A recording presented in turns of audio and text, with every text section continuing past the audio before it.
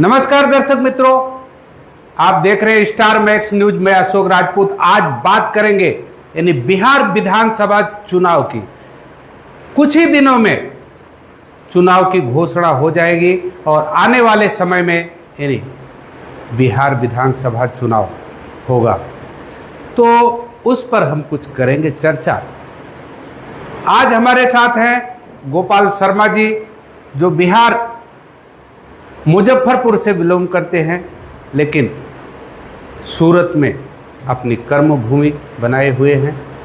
तो आज हम उनसे रूबरू होते हुए और चर्चा करेंगे चुनाव पर। तो गोपाल शर्मा जी हमारे साथ हैं और आज वो दर्शकों को बताएंगे जमीनी हकीकत क्या है। कई पार्टियां हैं मैदान में, कई पार्टियां हैं मैदान में बिहार विधानसभा चुनाव में जी। एनडीए हो या इंडिया गठबंधन और या अन्य क्षेत्रीय दल। अब नई एक पार्टी आई है जो प्रशांत किशोर की है,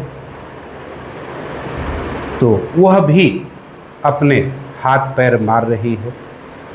होगा क्या, यह बताएंगे गोपाल शर्मा कि विधानसभा चुनाव में बिहार की जनता का रुख क्या है।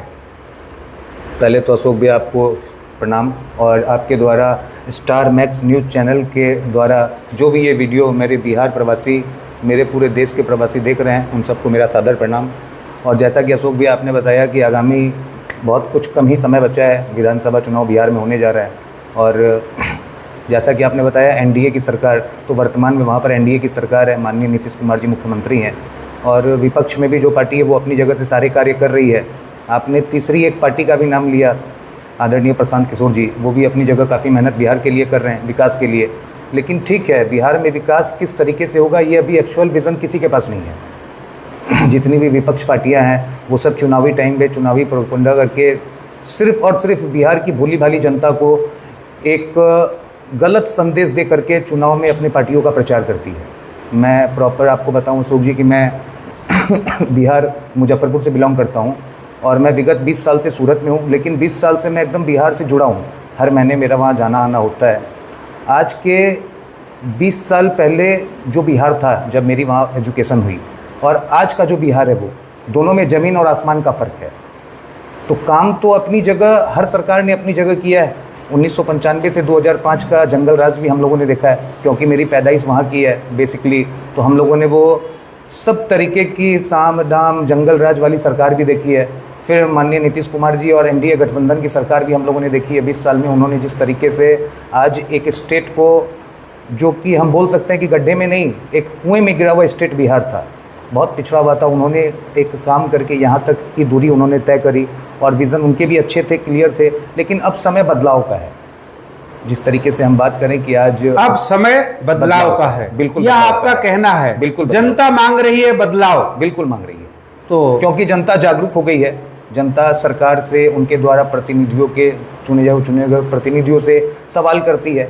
और मेरा मानना है कि कहीं ना कहीं जो भी जनप्रतिनिधि है, किसी भी पार्टी से वो बिलोंग करे, उनको खुल करके कैमरे के सामने आना चाहिए और अपने अपने विषय में अपने अपने विज़न को रखना चाहिए बिहार के विकास के लिए। जिस तरीके से प्रशांत किशोर जी ने आज 2 साल मेहनत, क्या जो जीते हुए प्रतिनिधि हैं जी, वह जनता की बात नहीं सुन रहे हैं? देखिए, इसको हम ऐसा नहीं बोल सकते हैं कि वो जनता की बात नहीं सुन रही हैं। जनता ने उन्हें चुना है, तो जनता की बात तो सुनते ही हैं। लेकिन जिस तरीके से जो एजेंडा, जो एक बदलाव के लिए प्रक्रिया, जो सरकार के पास विज़न होना चाहिए, वो कहीं ना कहीं उनको ऊपर से साझा नहीं मिल पा रहा है। हो सकता है कि गठबंधन की सरकार है तो कुछ आपस में तालमेल दोनों पार्टियों का नहीं बैठ रहा है, इस कारण कहीं ना कहीं कम्युनिकेशन गैप बन रहा है। तो मेरे हिसाब से ऊपर सरकार चल रही है और आप बोल रहे हैं तालमेल नहीं बैठ रहा है, ऐसा कैसे? जी, ऐसा इसलिए बोलेंगे कि अभी विगत 2-3 महीने या 10 दिन 15 दिन से हम बिहार के चुनावी माहौल में ये देख सकते हैं कि हर पार्टी एक दूसरे के विपक्ष हो गई है। अच्छा। जैसे इस समय भाजपा के खिलाफ, जैसे उन्हीं की पार्टी जो गठबंधन में जदयू है, उनकी भी मैं देख रहा हूँ कि कुछ नोक झोंक अंदर ही अंदर चालू है। सारी बातें कैमरे पे नहीं बोल सकते हैं, आप तो समझदार हैं। एक न्यूज़ चैनल लेके बैठे हैं आप। और इधर विपक्ष में आरजेडी भी है एक बड़ी टक्कर देने के लिए, चूँकि भाई लालू प्रसाद यादव जी हैं और उनके लड़के तेजस्वी यादव जी हैं, तो वो भी एक है। लेकिन जनता पहले जैसा जंगल राज अब मुझे नहीं लगता है कि वो चाहेगी। तो कहीं ना कहीं ये लड़ाई एनडीए वर्सेस आरजेडी में ही है। जनसुराज ठीक है, वो नई पार्टी है, लोग आते हैं जाते हैं, बोलते हैं मैं ये करूँगा वो करूँगा, लेकिन ये सब ज़मीनी स्तर की सच्चाई नहीं है। प्रशांत जी को अभी आने वाले 5 साल और लगेंगे बिहार को समझने में, बिहार की जनता को समझने में, वहाँ की विज़न को समझने में। लेकिन प्रशांत जी तो ये बोल रहे हैं कि आने वाले विधानसभा चुनाव में हमारी ही पार्टी आ रही है और सरकार बना रही है। जी नहीं, देखिए ऐसा है ना कि मैं उससे सिर्फ और सिर्फ एक बोलूँगा कि एक वो लोगों के मन को भ्रमाने वाली बात है। जैसे आज उनका ये व्यापार रहा है, विगत 15-20 सालों से उन्होंने हर बड़ी पार्टियों के लिए काम आपका किया कहना है कि उनके पार्टी पर फोकस नहीं है, व्यापार पर फोकस है। नहीं, ऐसा नहीं बोल सकते हैं। उन्होंने अपनी जितनी भी भाई अभी तक उन्होंने जो संपत्ति अर्जित की थी इस कार्य से, उन्होंने बिहार के विकास के लिए आज उन्होंने बताया है सारी बातचीत कि मैं बिहार के विकास के लिए खर्च कर रहा हूँ। और अच्छी बात है, बिहार कुल मिला जुला कर की है, बिहार विकास की तरफ जाना चाहिए। जो पार्टी अच्छा काम करेगी बिहार की जनता उसे चुनेगी। बिहार की जनता भोली भाली जनता है, अब वो जनता समझ चुकी है कि क्या उनका अच्छा और क्या खराब है। वो इन चुनावी सियासी मामलों में नहीं आना चाहेगी, लोगों के चुनाव के समय कि हम ये कर देंगे हम वो कर देंगे। वर्तमान सरकार ने भी अच्छा काम किया और आने वाले समय में भी जिस तरीके से उनके पास एजेंडा है, या और भी जिस तरीके से पार्टी में नए नए कार्यकर्ता और नए नए लीडर्स आ रहे हैं, माननीय देश के हमारे प्रधानमंत्री मोदी जी के नेतृत्व में बिहार की सरकार गठबंधन में है।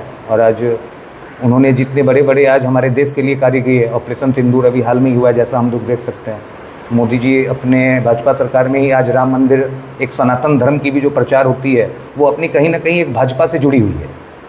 तो इस कारण लड़ाई तो खैर त्रिकोणीय बिहार है। के कुछ बजट देने के लिए हाल में प्रधानमंत्री जी ने कैबिनेट की बैठक की थी। जी बिल्कुल, उसमें कुछ बजट जो है रेल लाइन और अदर जो है बिहार को दिए। जी दिए। तो उसको लेकर आप जी देखिए, समय समय पर बिल्कुल बिहार को जिन संसाधनों की ज़रूरत होती है वो केंद्र से उन्हें मुहैया कराया जाता है।